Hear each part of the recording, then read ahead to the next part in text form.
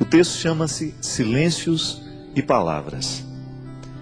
Na palavra, a comunicação se realiza.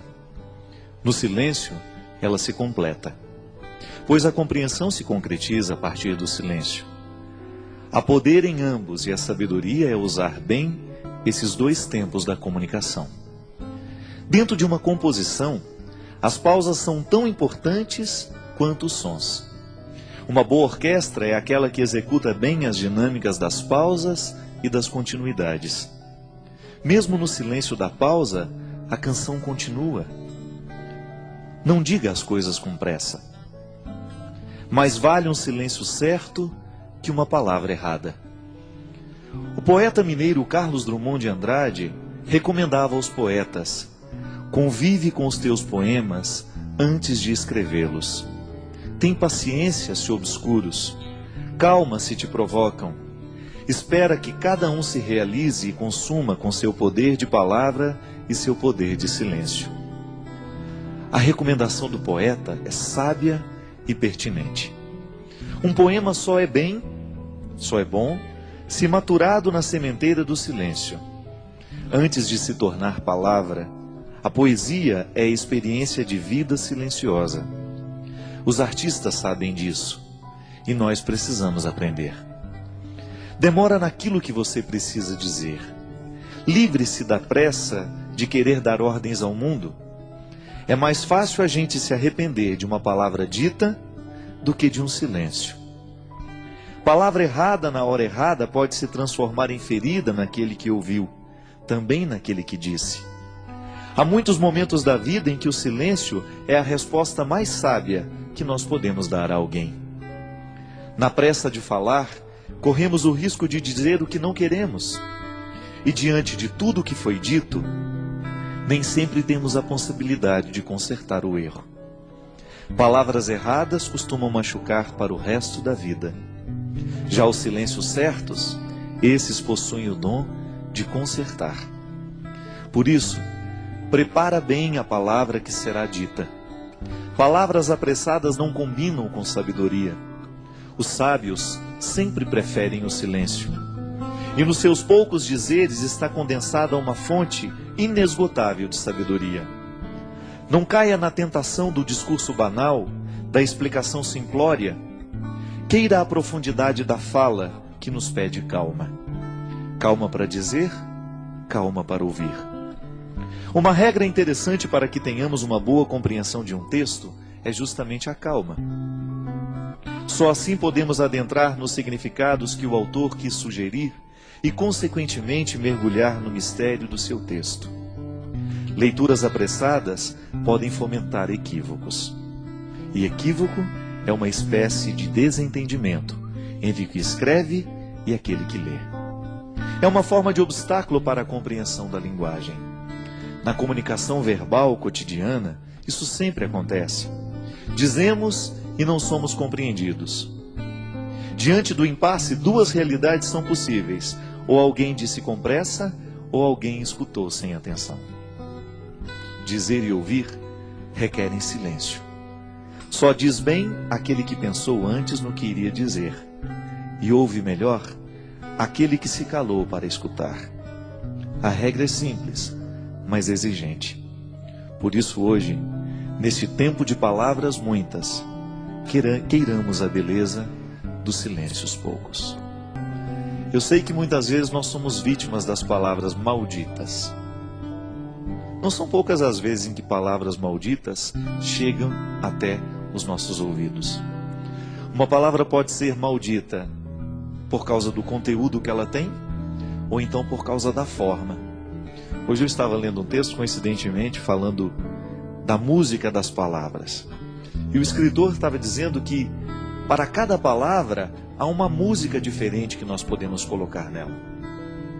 De maneira que você pode dizer uma coisa muito dura a alguém, mas você colocar uma música que faça bem ao ouvido de quem escuta. Então a pessoa escuta aquela palavra dura, mas com uma música bonita. Talvez tenha sido isso que Jesus soube fazer o tempo todo. Jesus dizia coisas muito duras, mas a música das palavras de Jesus era extremamente sedutora. Porque ele sabia muito bem que não adiantava dizer as coisas sem musicalidade. Não adianta nada a gente dizer as coisas com braveza. Não. A gente será muito mais bem entendido se a gente buscar uma música suave para colocar a palavra dura. Você experimenta isso na sua vida todos os dias. Quando você precisa dizer alguma coisa de muito sério aos seus filhos, e às vezes você não sabe nem por onde começar porque você tem medo do conteúdo que você vai dizer. O conteúdo é duro, é de exigência. E os nossos filhos não estão muito acostumados a serem exigidos. Eles entraram nesta mística do mundo de hoje, nessa tendência do mundo de hoje, de que tudo tem que ser muito simples, tudo tem que ser muito fácil e rápido. E educar os filhos muitas vezes requer um discurso duro, exigente. Então você vai descobrir junto de Jesus que é possível dizer coisas duras com musicalidades atraentes. É isso que fazia com que as pessoas parassem para prestar atenção no que Jesus tinha a propor. O reino de Deus que Jesus propunha não era coisa fácil, não era coisa simples. Dá trabalho construir o reino. Mas ele construía de um jeito tão terno que as pessoas esqueciam a dureza da palavra e se prendiam na música que envolvia aquela palavra. Por isso o seguimento acontecia com tanta intensidade. Tantas pessoas por causa da música que estava revestindo tudo aquilo que ele dizia. Minha gente, muitas vezes o que a gente faz de errado não é o que a gente diz, mas é como a gente diz. É a música que a gente coloca na frase. Pode ser que hoje você tenha ferido alguém com aquilo que você disse. Pode ser que hoje você tenha sido ferido por alguém com aquilo que você disse. E talvez você não tenha errado naquilo que você disse. Você tinha razão naquilo que você disse. Você estava certo ao reivindicar o que você reivindicava ou dizer aquela verdade que você disse. Mas talvez você não tenha escolhido o melhor jeito de dizer. Talvez você se perdeu na pressa, na raiva, na ira. É estranho, mas na vida a gente perde a razão quando a gente fica bravo. Na vida a gente perde a ternura quando a gente se irrita, porque a ira, ela tem o poder de retirar de nós a sabedoria. E quando nós estamos fora da sabedoria, geralmente nós não sabemos colocar músicas nas palavras. Todos nós gostamos de música. Todos nós gostamos de ouvir aquilo que entrou um dia dentro do nosso coração, nos fez bem. Por quê? A palavra veio com música, ela não veio sozinha. O intérprete colocou naquela palavra uma intenção tão bonita que você de fato acreditou naquilo que ele estava cantando. Uma canção bem interpretada, ela expressa todo o poder de verdade que o compositor quis dar. Mas aquele que interpreta, o bom intérprete, ele faz a canção se tornar ainda mais verdadeira do que quando nasceu da mão do compositor.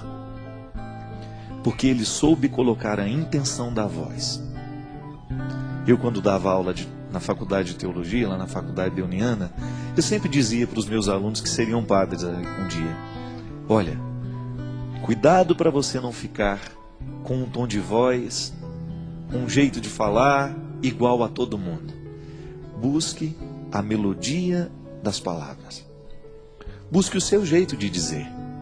E que o seu jeito de dizer as verdades evangélicas, que o seu jeito de ensinar o evangelho, a palavra de Jesus, as coisas boas da vida, estejam de acordo com aquilo que você verdadeiramente acredita em e identifica neste mundo como ternura.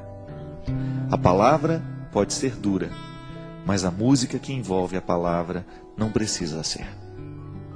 Porque aí você vai ter um poder de convencer muito maior do que se você estivesse usando a palavra dura com uma capa, uma armadura. Não. Todos nós temos medo de armadura, porque ela nos recorda a guerra. E às vezes, ao invés de colocar melodia, música na nossa palavra, a gente coloca armadura. E aí a gente assusta aquele que nos escuta, a gente machuca aquele que nos escutou.